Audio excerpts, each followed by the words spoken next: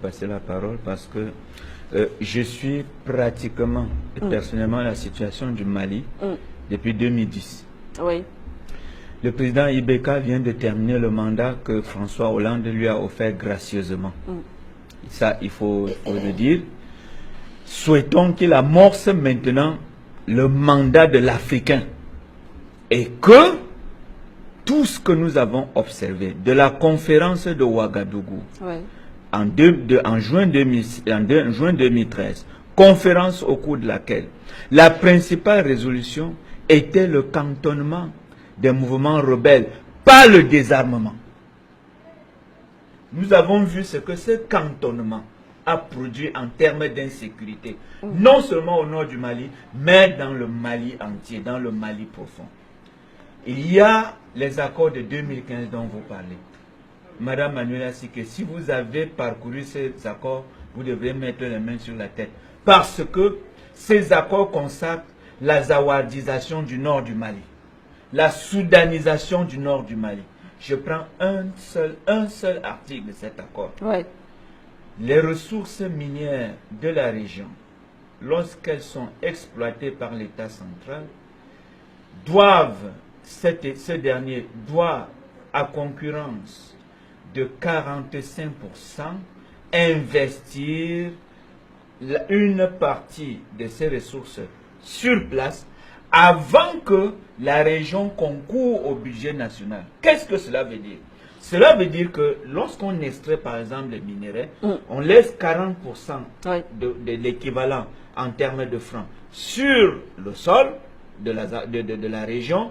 Et maintenant, la partie de ce territoire concourt au partage du budget d'investissement public.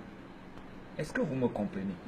On tend petit à petit. C'est un pays indépendant. Le nord du Mali devient une région indépendante. Le nord du Mali, petit à petit, est en train de devenir un État indépendant. Et la France nous l'a dit nous l'a fait savoir à plus d'un titre. François Hollande a terminé son quinquennat par une visite au Mali. Macron a commencé le sien par une visite au Mali. Nous avons même vu le président français atterrir à Kidal, dans la capitale Bamako. Qu'est-ce que cela veut dire sur le plan diplomatique? Que l'Azawad, que le nord du Mali est un territoire autonome. Qui l'a accueilli à cet endroit? Question, point d'interrogation. Donc, il faut que le président Ibeka, maintenant élu par les Maliens, redevienne malien. Vraiment, c'est le souhait des panafricains qui redevient malien. Le Mali de ce Modibo Keïta ne doit pas être malmené de la sorte. Quand nous nous asseyons ici pour parler du panafricanisme, le Mali de Modibo Keïta et Sylvanus Olympio sont les deux chefs d'État qui ont rédigé la charte de l'Union africaine que nous utilisons jusqu'à aujourd'hui.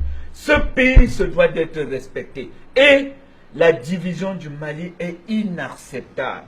Je dis bien inacceptable. Et le président Ibeka, pour la véritable paix au Mali, devra s'allier à l'Algérie du président Bouteflika. On ne peut pas combattre le terrorisme au Mali sans la présence de l'Algérie. C'est une chimère, c'est une impossibilité. Donc, nous exhortons ce président qui vient d'être élu. Je vous ai dit, je ne vais pas entrer dans les accords de paix de 2015 parce que si je me mets à les éplucher ici, vraiment, je pense que chaque Africain sera très très déçu. Nous lui souhaitons un bon mandat et qu'il devienne véritablement le fils de Modibo Keïta, qui est mort en prison, empoisonné pour le Mali. Merci beaucoup, maître.